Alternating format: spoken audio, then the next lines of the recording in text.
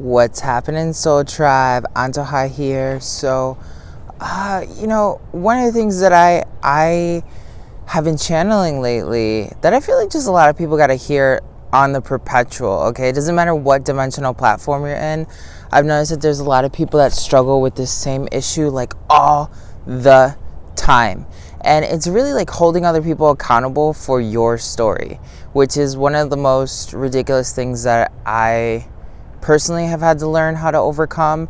And it's only ridiculous because once you get to the understanding of like, oh, okay, well, I can't blame other people for my story, it's all about me, that like you start seeing the ludicrosity in your energy system. So basically, a lot of times we have these experiences where we feel like someone backstabbed us, or someone gave us like the short end of the stick, or we don't want to go ahead and say that a certain aspect that happened in our story was created by us in any way, shape, or form.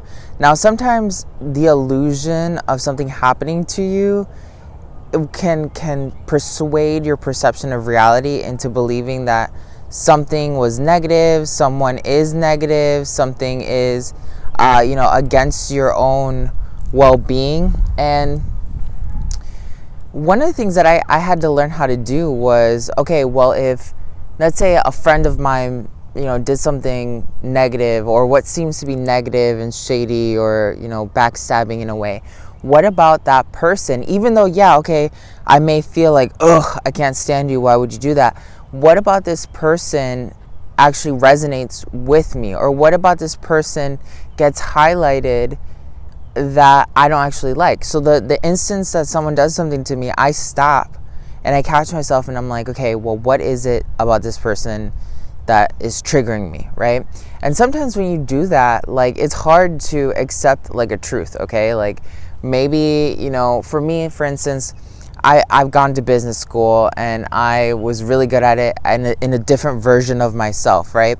And that version of myself had no problem being super cutthroat to get what they wanted, right? That version of me doesn't exist today. But I've stuffed that version of me so far back into my subconscious that I don't really think about it. It's not like a second nature to me. So when I run into people who have that same tendency, that haven't figured out like the economy of energy, right?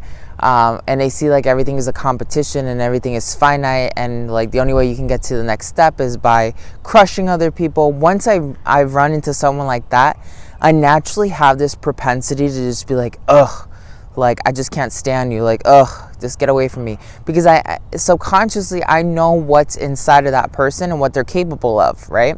But the only real reason why I feel that way about a certain someone is because I subconsciously recognize that same exact pattern inside of myself, right? Like there was a point in time in my reality where I was doing that, meaning I'm fully capable of doing that again if I really chose to put my energy in that direction, right?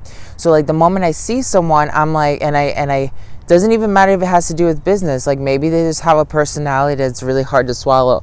Like a lot of us have met people like that, where like, the person might be super, super nice, and you might like, want to bring in like this positive energy into like the interaction, but something about this person just rubs you the wrong way.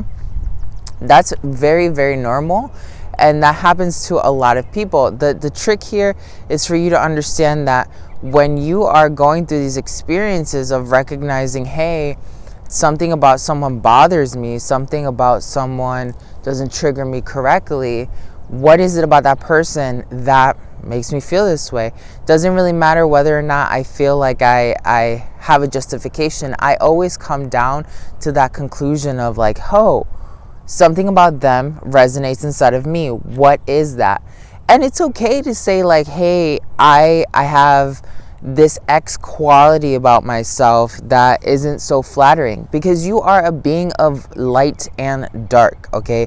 Lots of light workers are like, let me stomp on my ruthlessness by completely washing it out with light work. Let me be whatever the antithesis of whatever story it is that was given to me, but that is part of your nature. And that's something that I've really come to discover as I've learned who I am as an astral being, and like what I've done across history. Like I have been depicted as someone who is positive and negative throughout history.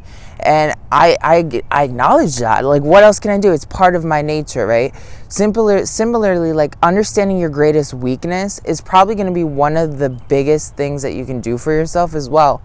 And that's something that I'm going to share in another video, not this one right here, but just coming back to this consensus of like, what about any situation or individual is triggering me will unlock a lot of power into your own self-discovery. And that's what our next video is going to be about, like why self-discovery is so important, because self-discovery will unlock a lot of energy for you if you're persistent with it. So if you're looking for one-on-one coaching, go ahead, check out the description below or in my Instagram bio. Go ahead, send me an Instagram message saying DMing me saying clarity call, and we'll get you started as soon as possible. So I'll see you in our next video.